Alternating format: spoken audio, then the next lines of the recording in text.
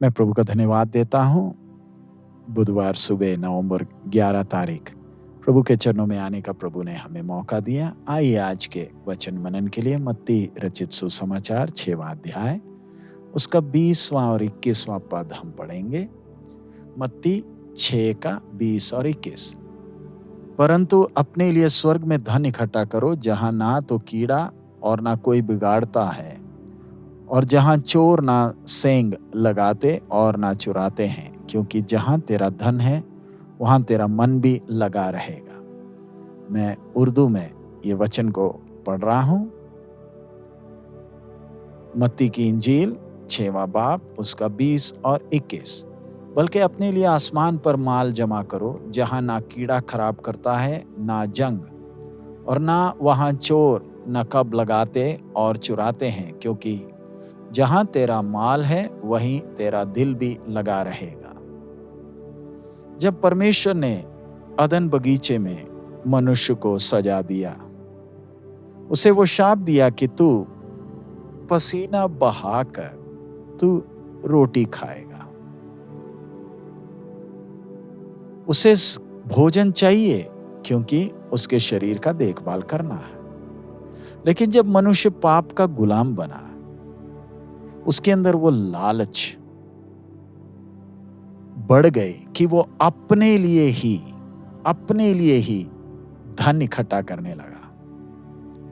और ये धन इकट्ठा करने के लिए वो हर प्रकार की चतुराई, चालाकी और लालच से भरा हुआ है कि अपने ही घर के लोगों की परवाह नहीं करता, उसको अपनी ही चिंता लगी है। परमेश्वर इस प्रकार के मनुष्य के स्वभाव से घृणा करता है। इसलिए परमेश्वर ने मूसा के व्यवस्था में साफ साफ कहा है, तू ना तो चोरी करेगा, ना ही किसी की चीजों पर तू लालच करेगा। मनुष्य का लालच का ये पापी स्वभाव उसे और बड़े बड़े पाप के कामों की ओर खींचता है, जो उसे परमेश्वर के अनंत काल के सजा के लिए योग्य बना देता है। परमेश्वर ऐसा नहीं है कि वो मनुष्य के परिश्रम का फल खाने से उसे रोके। जब एक व्यक्ति मेहनत करता है, परमेश्वर उसे आशीष सच में देता है। अब्राहम के धन को देखें, परमेश्वर ने उसे आशीष दिया, उसके पास सब कुछ था। परमेश्वर हमारे सोच को देखता है कि हमारे पास प्रभु ने जो दिए हुए चीजों को हम किस नजर से देखते हैं। परमेश्वर नहीं चाहता कि हम इन शारीरिक बातों में फंसे रहें। परमेश्वर ने हमें संबंध दिए हैं, अजीज लोगों को हमारे जीवन में दिए हैं। हमने उनसे चिपके नहीं रहना है। अब्राहम के जीवन में जरा देखें, जो परमेश्वर का दोस्त था। परमेश्वर ने अब्राहम से कहा, अपने पुत्र को, इसहाक को, जिसे तू प्यार करता है, उसे ले जा और बलि चढ़ा। इसहाक अब्राहम के जीवन का सबसे कीमती धन था, क्योंकि परमेश्वर ने उसे दिया था, बुजुर्गी में दिया। लेकिन परमेश्वर चाहता है कि अब्राहम जाने कि ये जो भी आशीषें मिली, ये मुख्य बातें नहीं है। सर्वशक्तिमान परमेश्वर की तुलना में ये सब चीजें मुख्य बातें नहीं है। अब्राहम ने ये सबक सीख लिया और वो वायदे किए देश में तंबुओं में जीता रहा, और उसकी पीढ़ियां भी तंबुओं में रही। परमेश्वर ने बनाए हुए इस नगर की आस में वो अपना जीवन बिताते रहे। उन्हें मालूम था कि वो परदेशी हैं और एक अनंत काल के सफर में वो निकल चुके हैं। परमेश्वर के आज्ञा के अनुसार इस्राएल के राजा को भी सोना, चांदी, घोड़े और बाकी धन संपत्ति जरूरत से ज्यादा इकट्ठे करने की अनुमति नहीं थी। परमेश्वर चाहता था कि वो परमेश्वर के स्वभाव को देखें और उस पर आश्रित रहें, ताकि अन्य जाति भी जान सके कि परमेश्वर कितना पवित्र है। लेकिन हम इधर देखते किस प्रकार इस्राएलियों ने परमेश्वर की आज्ञा का उल्लंघन किया, जिसके कारण वो बर्बाद हुए। सुलेमान राजा को परमेश्वर ने ज्ञान का वो आशीष दिया था और उसने सारा धन भी प्रभु से पाया। वो संसार का सबसे धनी मनुष्य था, लेकिन हम उसके जीवन के अंत के बारे में देखते हैं कि उसका नाम विश्वास के शूरवीरों के उस पट्टिका में भी नहीं है। लेकिन दूसरे हाथ में जब हम मूसा को देखते हैं, जिसके पास वो धन भी था, आदर और इज्जत और स्थान भी था, सब कुछ त्याग कर अपने लोगों के साथ दुख उठाना उसको अच्छा लगा। परमेश्वर एक व्यक्ति की सोच को ध्यान देता है। हमारा जीवन इस पृथ्वी में थोड़ी देर के लिए है और हमें इस संसार में जीने के लिए, हमारी जरूरत के लिए हमें चीजों की जरूरत है, लेकिन हमारा मन इन चीजों से लिपटा ना रहे।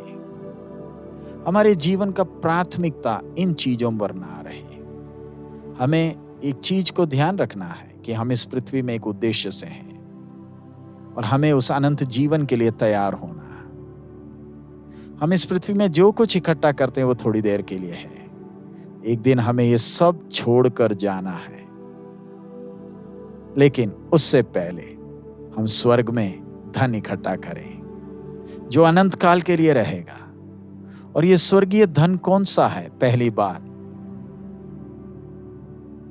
हमने वो भलाई बाकी लोगों से करना है, क्योंकि हम परमेश्वर के संतान हैं। हमारे पास जो भी है वो परमेश्वर की महिमा के लिए होने दें। हम सिर्फ रखवाले हैं। आइए हम विश्वास योग्य रखवाले बने। जब हम अपने स्वामी के सामने खड़े होंगे, हमें शर्मिंदा होने की जरूरत नहीं पड़ेगी। दूसरी बात, आत्मा के फल के वो खूबसूरत जेवर जिसने हमारी खूबसूरती को बढ़ाना है, जब हम दूल्हा के सामने खड़े होते हैं, यह है वो धन। यह आत्मा का फल हमारी खूबसूरती को अनंत काल के लिए बढ़ाती है। इस संसार के धन अनंत काल के नहीं है, वो सच्चे धन नहीं है। लेकिन सच्चा धन क्या है? वो परमेश्वर का स्वभाव, जिसके कारण स्वर्ग हमारे विषय में गर्व करे।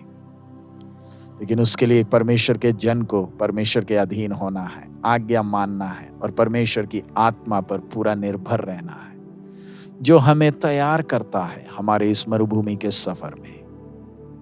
प्रभु हमें सहायता करें कि हम स्वर्ग में धन इकट्ठा करें जो अनंत काल तक बना रहेगा। आइए हम प्रार्थना करें। हमारे अनुग्रहकारी पिता, हम आपका धन्यवाद देते हैं इस अच्छे समय के लिए। आपने हमें एक एक से बात किया प्रभु। हम इस संसार में थोड़ी देर के लिए हैं। जो कुछ हमारे पास है वो सब आपका दिया हुआ, और प्रभु आप हमारी सोच पर नजर रखे हुए हैं। प्रभु हमारा ध्यान इन संसार की चीजों पर नहीं, लेकिन स्वर्गीय बातों में लगे रहे। हमारे जीवन के द्वारा प्रभु आत्मा के फल प्रकट हो। हमारे चाल चलन के द्वारा दूसरे लोग आपकी भलाई को अनुभव कर सके। प्रभु लोग हम में आपकी महिमा देख सके। आज के दिन के लिए हम एक एक को बल, ज्ञान और समझ दे, ताकि हम आपको प्रसन्न करने वाला जीवन बिता सके। आपकी आशीष मांगते हैं यीशु मसीह के मधुर नाम से हम मांगते हैं, आमीन। प्रभु हम सबको सहायता करें कि आज के दिन हम प्रभु की महिमा के लिए जिए। ध्यान रखें, संसार में जो कुछ है थोड़ी देर का है। हम प्रभु को और करीबी से पकड़ें और प्रभु की महिमा हमारे जीवनों के द्वारा पूरी हो। प्रभु आप सबको आशीष दे। मारानाथा।